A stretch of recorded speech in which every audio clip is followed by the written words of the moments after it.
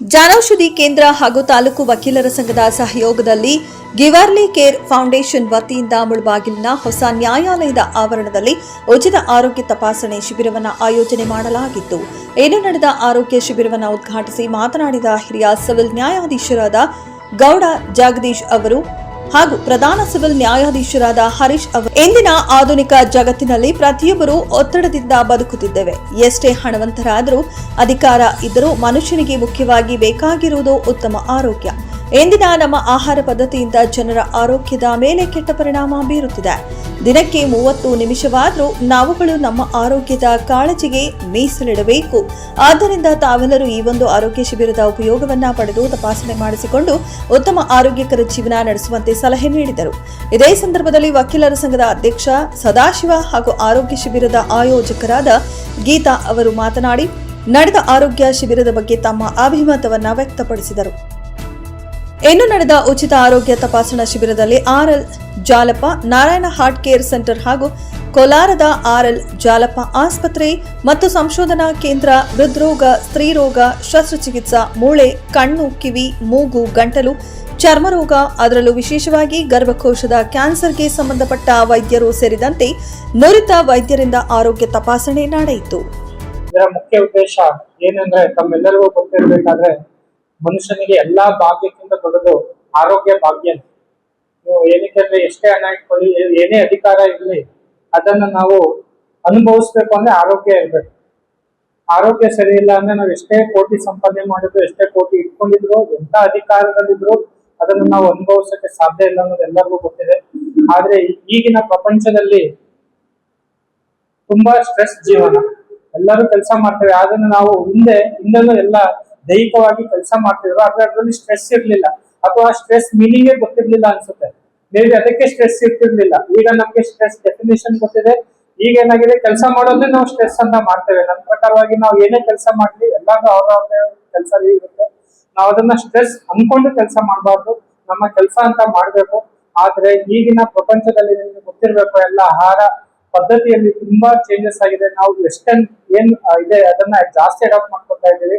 ನಮ್ಮ Indian food culture ಏನಿದೆ ಅದನ್ನ ನಾವು ಜಾಸ್ತಿ ಅಡಾಪ್ಟ್ ಮಾಡ್ಕೊಂಡು, ಹಿಂದೆ ನಮ್ಮ ಪೂರ್ವಜರು ಯಾವ ಆಹಾರ ಪದ್ಧತಿಯನ್ನ ಎಲ್ಲ ಅಳವಡಿಸ್ಕೊತಿದ್ರು ಆ ಆಹಾರ ಪದ್ಧತಿನ ಅಳವಡಿಸ್ಕೊಳ್ಬೇಕು. ನಾವು ದಿನನಿತ್ಯ ನಾವು ಎಲ್ಲರೂ ಆಫೀಸ್ಗೆ ಬರ್ತೇವೆ, ದೈಹಿಕವಾಗಿ ಯಾರು ದುಡಿಯಲ್ಲ. ಆದ್ರಿಂದ ಅದು ವ್ಯಾಯಾಮ ಆಗ್ಲಿ, ದಿನ ವಾಕಿಂಗ್ ಆಗ್ಲಿ, ಜಾಗಿಂಗ್ ಆಗ್ಲಿ, ತಮ್ಮ ಏನೇನ್ ಅನುಕೂಲ ಆಗುತ್ತೆ ಅದನ್ನ ನಾವು ದಿನನಿತ್ಯ, ಮೇಬಿ ನಾವು 1 ಗಂಟೆ ಕಾಲ ಆಗ್ಲಿಲ್ಲ ಅಂದ್ರೂ ಕೊನೆ ಪಕ್ಷ ಒಂದ್ ದಿನಕ್ಕೆ 30 ನಿಮಿಷನಾದ್ರೂ ನಾವು ನಮ್ಮ ಆರೋಗ್ಯಕ್ಕೆ ಸ್ವಂತವಾಗಿ ಕೊಡ್ಕೋಬೇಕು. ಯಾಕಂದ್ರೆ ನೀವು ಎಲ್ಲರೂ ನೋಡಿದ್ರೆ, ಎಲ್ಲರ ಮೊಬೈಲ್ ಅಲ್ಲಿ ನಾವು ಕವರ್ ಆಗ್ತೇವೆ, ಅದನ್ನ ಸೇಫ್ ಆಗಿ ಇಟ್ಕೋತೇವೆ.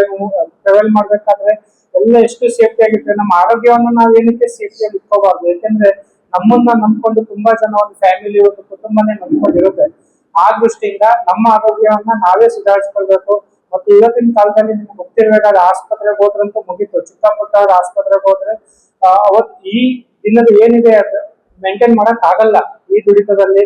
ಆ ದೃಷ್ಟಿಯಿಂದ ನಾವು ದಿನಾನೇ ನಾವು ಪ್ರಿಕಾಷನ್ ಮಾಡ್ಕೊಂಡು ನಮ್ಮ ಆರೋಗ್ಯವನ್ನ ನಾವೇ ಕಾಪಾಡ್ಕೋಬೇಕು ಅಂತ ಹೇಳ್ತಾ, ಈ ದಿನ ನನ್ನ ಈ ಮಾತನಾಡಕ್ ಉದ್ಘಾಟನೆ ಮಾಡಿ ಈ ದಿನ ನನ್ನ 2 ಮಾತುಗಳನ್ನ ಅವಕಾಶ ಕೊಟ್ಟಂತ ತಮ್ಮೆಲ್ಲರಿಗೂ ಧನ್ಯವಾದಗಳನ್ನು ಹೇಳ್ತೀನಿ. ಧನ್ಯವಾದ.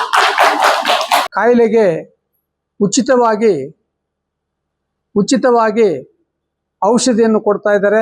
ಅವೆಲ್ಲವನ್ನು ಸದುಪಯೋಗ ಪಡಿಸ್ಕೋಬೇಕು.